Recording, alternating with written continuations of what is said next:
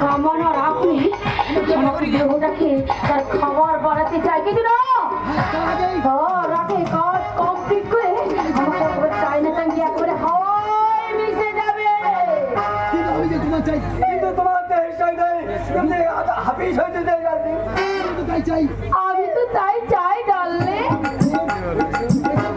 এসো এসো বগলা ভিত্তির এসো, এগিয়ে এসে দুটি মন দুটি প্রাণ মিলে মিশে একটা যায়।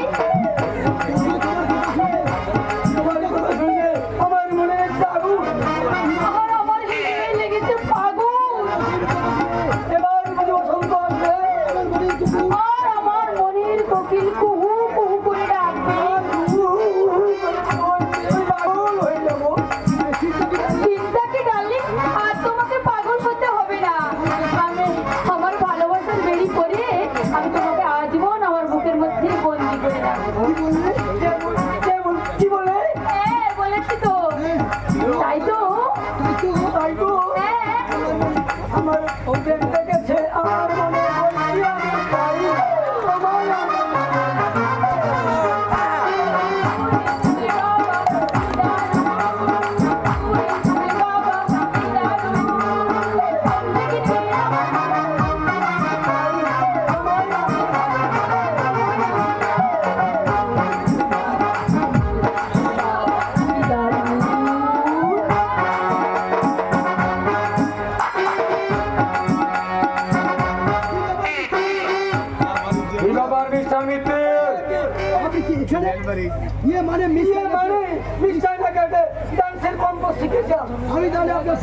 আমি তাহলে আপনার সেই শেখানো নাচটা ভালো করে প্র্যাকটিস করে আসি কেমন?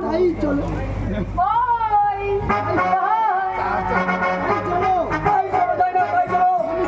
আমি বাকি তোমাকে বাকি কর্মটা শিখিয়ে দিই। যাও যাও মিত্তির যাও, তোমাকে আবার চায়না না নাচিয়ে ছেড়ে দেয়। এদিকে এদিকে রাস্কেল কালিয়াটা আমাকে নাচিয়ে ছেড়ে দিয়েছে। আমি স্বপ্নেও ভাবতে পারিনি ওই ইন্সপেক্টর শান্তনু ব্যানার্জির ভাই গোপনে কালিয়া আছে যে আমার এখানে কাজ করছে। এটা নিশ্চয়ই ইন্সপেক্টরের চাল। তাহলে এত নকটা নকটি চাল পেতে আমার এত টাকার ব্রাউন সুগার ধরে ফেলতে পারত না। রাস্তাটাকে সামনে পেলেই একেবারে কুচি কুচি করে দেব।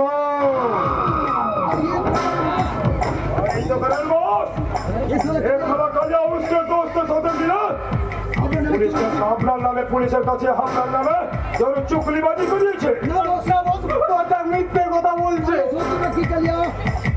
তাহলে সত্যিটা কি বল কালিয়া, জবাব দে। তোর জবাবের উপর নির্ভর করছে তোর বাঁচা মরার। আপনি বিশ্বাস করুন বস, মালটাকে আমার ঠিক ঠিক পৌঁছে দিয়েছিলাম,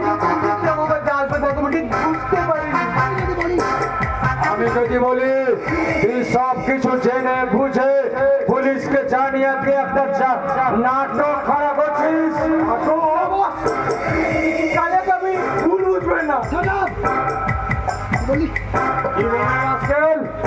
আমার উপরে কথা বলা এত এত সাহস তোর কথা দেখে এলো।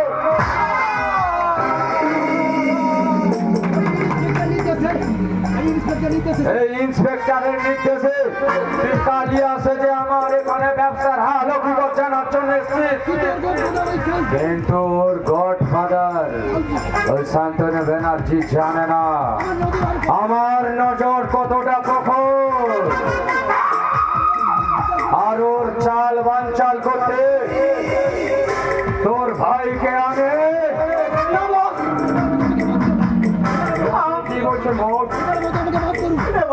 আমাকে মাফ করুন, বিশ্বাস করুন। আমি যে আপনাদের কাজ করি আমার দাদা কখন সে টের পাইনি। लेकिन এখন তো সব জানিয়ে গেছে उसका दोस्त शैतान পুলিশের কাছে সব कुछ बताई দিয়েছে। আচ্ছা বলে মোট সৈকতও বাঁচবে না।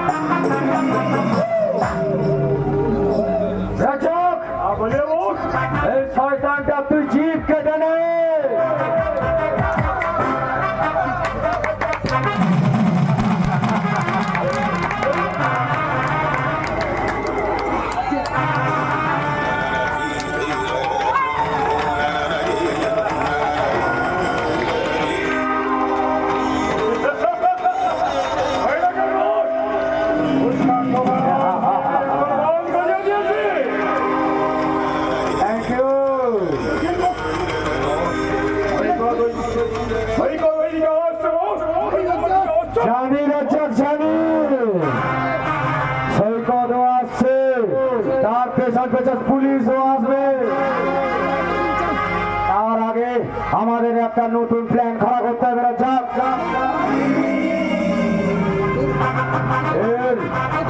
একে আমি বলবো এই শালা, তোর উপর এতক্ষণ যা অত্যাচার হলো এর জন্য তো দায়ী তোর দোষ সৈকত।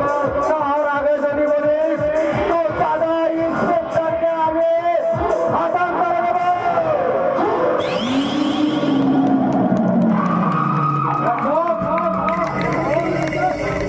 এটাই হলো এখন এই নাটকের প্রধান অস্ত্র। এবার চল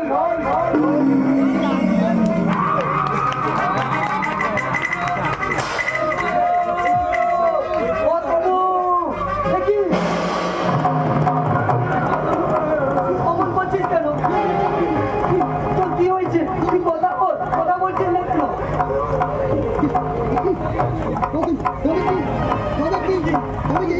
অমন করছিস কেন? তাহলে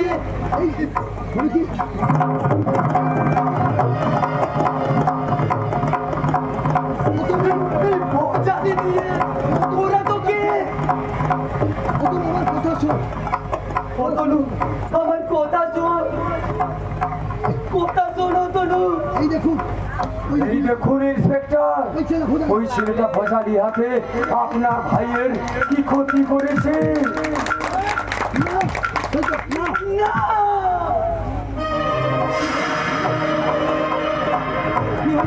কি হয়েছে তনু? তোর মুখ দিয়ে এমন রক্ত ঝরছে কেন ভাই? কি হয়েছে বল ভাই, কি হয়েছে বল? তুই আমার বোবার মতো ইশারা করছিস কেন? তুই আমার বোবার মতো ইশারা করছিস কেন ভাই? বল তোর কি হয়েছে বল? বুঝতে পারছেন না ইন্সপেক্টর? ওই ছেলেটা আপনার ভাইয়ের বাক শক্তি চিরতরে মিটিয়ে দিয়েছে।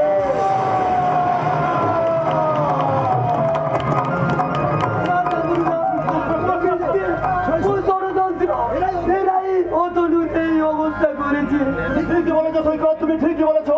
এ বোধহয় ওই শয়তান সিরাজ আফ্রিদির আর একটা নতুন চাল। কি বলতে চাইছেন আপনি? ভবিষ্যৎ তোমাকে সে উত্তর দেবে, কিন্তু একটা কথা মনে রাখো, আমি কিন্তু তোমাকে ছেড়ে কথা বলবো না সিরাজ আফ্রিদি।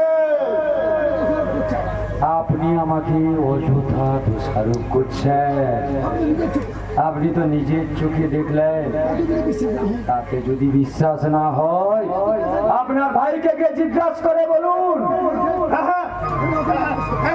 আমি আমি অতুলকে জিজ্ঞাসা করে বলবো। বল তো ভাই, বল তোর কি অবস্থা করেছে, বল বল ভাই বল।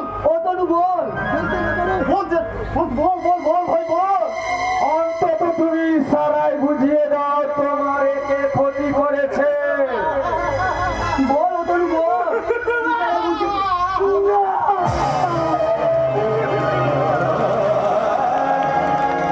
তোর উপর এতক্ষণ যা কিছু ঘটলো তার জন্য দায়ী তোর দোষ সৈকত।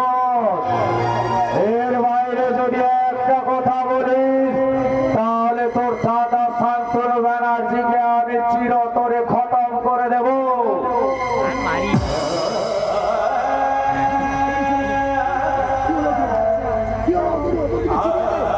কি হলো অতনু? তুই চিনিয়ে দে। বল ভাই বল, অন্তত ইশারায় বল। আসল অপরাধী কে? না অতনু না। আজকে মিথ্যে বলে সাধু সাজার চেষ্টা করছিস। ওকে আজ আমি, ওকে আজ আমি।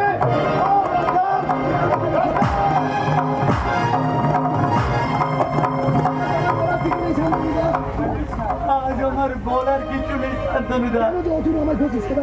কেন যে অতনু আমায় দোষী সাজালো